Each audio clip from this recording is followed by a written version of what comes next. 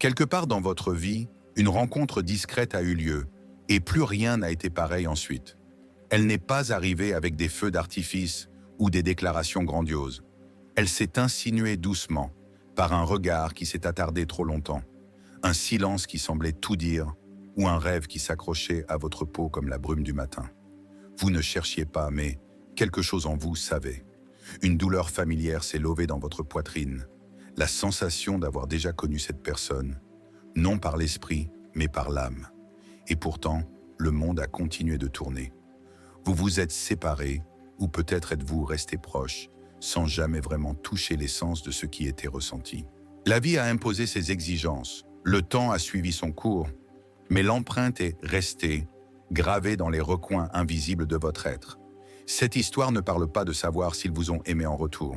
Elle parle de savoir si votre âme s'est éveillée lorsqu'ils sont apparus. Dans cette exploration, nous ne poursuivons pas des chimères. Nous écoutons la mémoire de l'âme et la sagesse de Carl Jung sur ce que signifie vraiment rencontrer quelqu'un qui change votre monde intérieur à jamais. À la fin, vous réaliserez peut-être que vous ne les avez pas manqués. Vous les avez rencontrés et c'était le début. Carl Jung ne croyait pas aux coïncidences. Il pensait que la psyché possède sa propre intelligence, s'exprimant par des symboles, des rêves et des significations étranges. Dans cette perspective, certaines rencontres semblent prédestinées, non par magie, mais par ce qu'elles éveillent en nous. Il a écrit « La rencontre de deux personnalités est comme le contact de deux substances chimiques. S'il y a une réaction, les deux sont transformés. C'est l'essence même de l'âme sœur. Non pas quelqu'un qui comble vos vides, mais quelqu'un qui déclenche votre transformation. Ils n'arrivent pas pour résoudre votre vie. Ils viennent pour la refléter, pour révéler les parties de vous qui aspirent à être remémorées. Votre lumière, vos désirs, votre potentiel non réalisé, votre blessure la plus profonde. Parfois, ils entrent avec douceur, parfois comme un éclair, mais toujours avec une intention. Dans une perspective jungienne, ce type de connexion n'est pas une intrigue romantique. C'est une initiation archétypale, un seuil spirituel où votre monde intérieur commence à se transformer. Soudain, vos anciens désirs s'effacent, les anciennes versions de vous-même se dissolvent, et quelque chose de vrai, d'intemporel, commence à émerger. Vous ne restez pas toujours avec cette personne, mais vous n'êtes plus jamais tout à fait le même après elle. Explorons donc les 4 signes que vous avez peut-être déjà rencontré cette personne.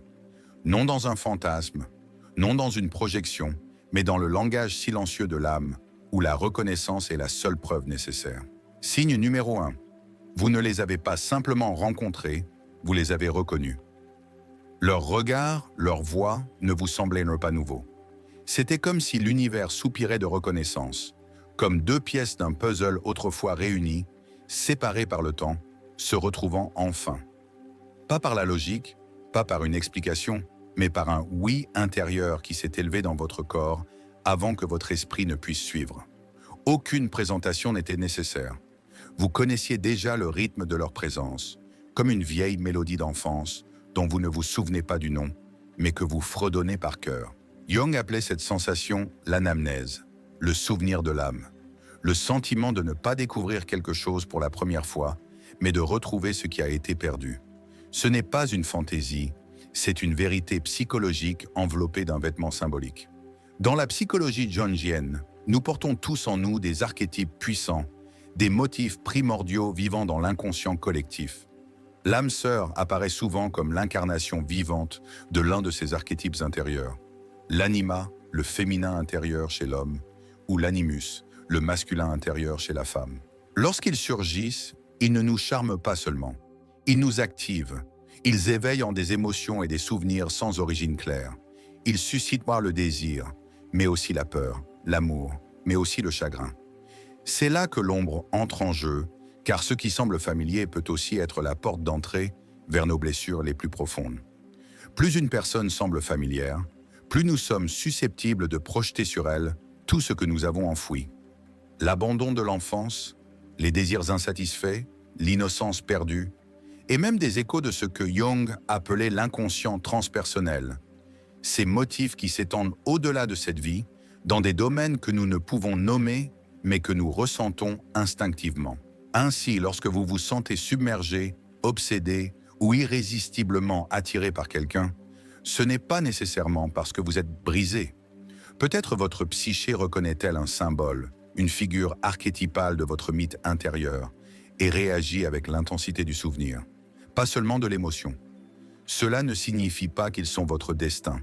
Cela signifie qu'ils sont un miroir réfléchissant quelque chose d'ancien, d'enfoui et de sacré en vous. Le remède n'est ni de les idolâtrer, ni de rejeter l'expérience comme insensée. Il s'agit de poser la question de l'âme. Quelle partie de moi s'éveille en leur présence? Car certaines personnes n'arrivent pas pour marcher à nos côtés, mais pour nous ramener aux parties oubliées de nous-mêmes. Leur présence n'est jamais vaine, même s'ils ne restent pas. Ils viennent réveiller un souvenir sacré, non de qui ils sont, mais de qui vous étiez avant l'oubli. Signe numéro 2, ils ont reflété votre lumière intérieure et votre blessure la plus profonde. Ils vous ont regardé, vraiment regardé, et pendant un instant, vous avez oublié comment vous cacher. Ce n'était pas ce qu'ils disaient, c'était la manière dont ils vous voyaient, comme si le masque que vous aviez porté toute votre vie n'avait jamais existé, comme si chaque partie de vous, la radieuse, la brute, la brisée, était soudain illuminée. Vous ne saviez pas si vous deviez fuir ou pleurer. Car lorsqu'on voit votre lumière avant vous, lorsqu'on parle à votre potentiel plutôt qu'à votre performance, votre âme s'éveille, mais votre ombre aussi. Jung parlait souvent de « l'or dans l'ombre ». Ces parties de nous-mêmes que nous avons cachées, non seulement les blessures, mais aussi la brillance que nous avions trop peur de revendiquer. Une véritable âme sœur ne se contente pas de valider les parties de vous qui semblent aimables.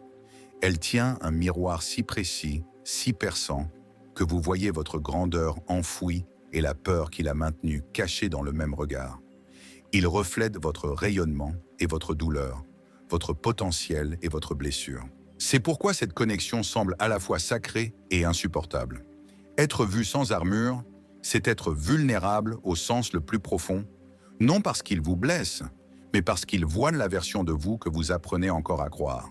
Cette exposition est terrifiante, non parce qu'elle est fausse, mais parce qu'elle est réelle. Vous pourriez vous surprendre à résister à leur amour, à saboter la proximité, à douter de leur admiration, car quelque part en vous persiste la croyance. Je ne mérite pas d'être pleinement vu et aimé. Mais c'est là leur don. Ils ne sont pas venus conforter vos illusions. Ils sont venus confronter votre auto-aban. Ils appellent la vérité sacrée que personne d'autre n'a osé nommer. Vous n'avez jamais été trop. Vous n'avez jamais été insuffisant. Vous n'avez simplement jamais été vu complètement jusqu'à maintenant. Cette confrontation n'est pas cruelle, c'est un remède, car la guérison ne se fait pas dans l'isolement. Elle survient lorsque nous sommes témoins et toujours tenus, lorsque quelqu'un nous regarde sans reculer, lorsqu'il reflète notre âme si clairement que nous la voyons enfin.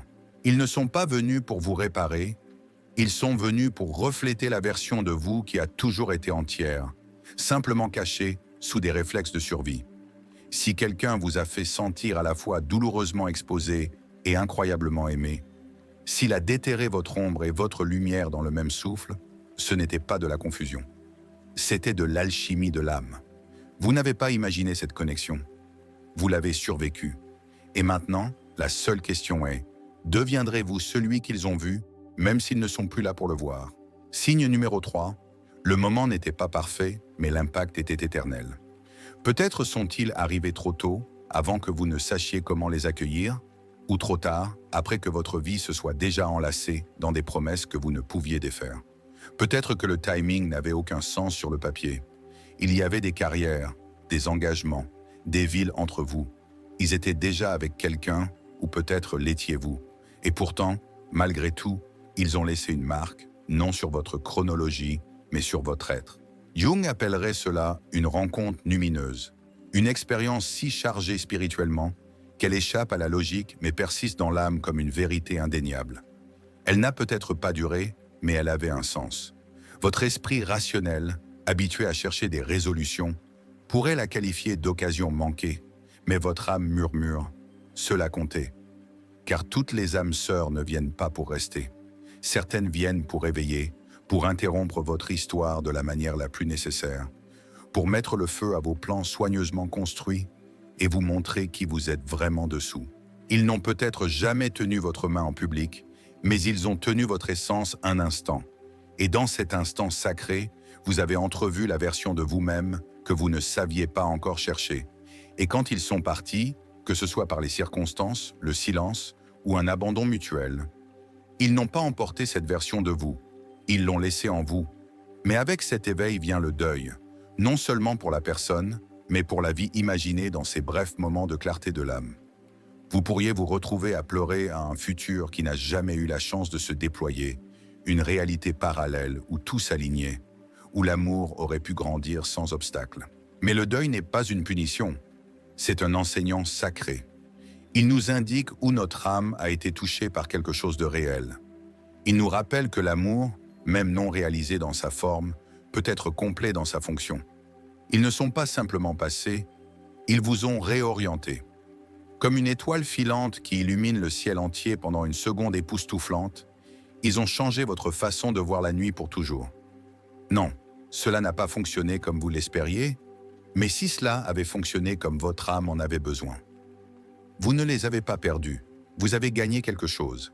Un feu qui vous guide désormais lorsque tout s'assombrit, une connaissance plus profonde de ce qui est réel, un standard plus élevé pour l'amour, un chemin plus clair vers l'avenir. Rappelez-vous, une âme sœur ne reste pas toujours, mais elle vous laisse toujours plus vous-même qu'auparavant. Et peut-être était-ce leur rôle depuis le début. Signe numéro 4. Après eux, vous ne pouviez plus retourner dormir. La vie était irréversiblement différente après leur arrivée, non pas à cause de ce qu'ils vous ont donné, mais à cause de ce qu'ils ont éveillé en vous. Ils ne vous ont pas offert une nouvelle vie, ils vous ont tendu un miroir et soudain, tout ce que vous aviez toléré en silence, les rêves à moitié vécus, les connexions émotionnellement engourdies, la manière dont vous traversiez la vie en pilote automatique, est devenu impossible à ignorer. Ce n'était pas à propos d'eux, c'était à propos de vous, vous voyant clairement pour la première fois depuis longtemps. Jung croyait que certaines personnes agissent comme des initiateurs du processus d'individuation. Le voyage de l'âme vers la complétude. Il n'arrive pas pour vous compléter, mais pour réveiller les parties de vous endormies, enfouies ou oubliées. Quand ce type de personne touche votre vie, il ne se contente pas d'éveiller votre cœur. Il rompt vos illusions, vos croyances sur l'amour, la sécurité, sur qui vous êtes autorisé à être dans ce monde. Cette rupture est sacrée, car de l'autre côté, vous commencez à poser des questions dangereuses et saintes. Est-ce la vie que je veux? Est-ce l'amour que je mérite? Est-ce la vérité de mon âme? Vous commencez à vouloir plus, non d'eux, mais de vous-même. C'est le signe le plus clair d'une âme sœur. Il ne vous laisse pas des réponses. Il vous laisse affamer de votre propre vérité. Mais cette fin a un coût. Quand quelqu'un vous ramène à votre essence authentique, vous ne pouvez plus retourner dormir. Vous ne pouvez plus prétendre que l'amour à moitié est suffisant, que le silence est une sécurité, que se rétrécir est une survie. Vous commencez à perdre vos anciennes peaux, les identités que vous avez dépassées mais jamais osé retirer, les histoires qui vous maintenaient petits, les personnes qui semblaient sécurisantes, mais qui maintenant ressemblent à des cages. Et dans cette mue, une peur surgit, celle de la solitude. Car une fois que vous avez vécu une connexion qui vibre dans vos os, une résonance profonde qui semble plus ancienne que le temps, tout le reste commence à sembler fade, ordinaire. L'amour ne satisfait plus, non par arrogance, mais parce que vous savez maintenant ce que ressent la vérité en présence de quelqu'un. Et pourtant, vous n'êtes pas censé courir après ce sentiment à nouveau. Vous êtes censé le devenir. Car cette personne n'est pas venue pour être votre foyer. Elle est venue pour vous montrer où se trouve votre foyer, dans votre propre âme. Ils n'ont pas seulement changé votre cœur, ils ont éveillé votre destinée, le chemin que vous ne saviez pas attendre, la voix en vous que vous aviez longtemps réduite au silence, la version de vous née dans le feu qu'ils ont inconsciemment allumé. Vous ne pouvez plus ignorer ce qu'ils ont révélé, et c'est le cadeau le plus sacré de tous. Une fois le feu allumé, une fois le voile levé, vous ne pouvez plus retourner à la vie d'avant. Car ils n'ont pas seulement touché votre histoire, ils ont touché la trajectoire de votre âme. Et maintenant, la seule chose à faire est de répondre à l'appel qu'ils ont éveillé. Alors, prenez une profonde inspiration, posez la main sur votre cœur, laissez le silence dire ce que les mots ne peuvent exprimer, et murmurez doucement à vous-même. J'honore ceux qui m'ont éveillé, même s'ils n'ont pas pu rester. Car il ne s'agit pas de s'accrocher, il s'agit de sanctifier ce qui a été remué. Ce soir, allumez une bougie, non pour eux, mais pour vous, pour la version de vous qui a émergé de cette rencontre, celle qui voit plus clairement maintenant, qui ressent plus profondément, qui vit plus consciemment. Si vous le souhaitez, notez dans un journal. Qui ai-je rencontré qui a éveillé quelque chose d'éternel en moi? Quelle partie de moi ont-ils réveillé? Quel chagrin, quel don ou quelle guidance ont-ils laissé derrière eux? Vous n'avez pas à courir après cette connexion. Vous devez seulement devenir la personne qu'elle vous a appelé à être. C'est le chemin à suivre. C'est ainsi que l'âme se souvient d'elle-même. Certaines âmes sœurs restent, d'autres passent là comme des comètes dans un ciel nocturne silencieux. Brèves, brillantes, inoubliables. Mais le miracle n'a jamais résidé dans la durée. Il était dans l'éveil. Si quelqu'un vous a brisé, s'il a fracassé vos illusions et vous a montré la vérité brute et radieuse de qui vous êtes, ne pleurez pas la fin. Honorez le commencement. Car leur but n'était pas de marcher votre chemin avec vous, c'était de vous y orienter. Vous n'avez pas perdu l'amour. Vous avez gagné la capacité de le devenir, de rayonner la vérité qu'ils vous ont d'abord aidé à toucher. Et c'est le signe le plus sacré de tous. Ici, dans les échos de la psyché, nous ne courons pas après des histoires d'amour. Nous écoutons celles de l'âme. Chaque blessure est une invitation, chaque fin un seuil, chaque rencontre un miroir. Jusqu'à la prochaine fois, marchez doucement, rêvez profondément et souvenez-vous de qui vous êtes.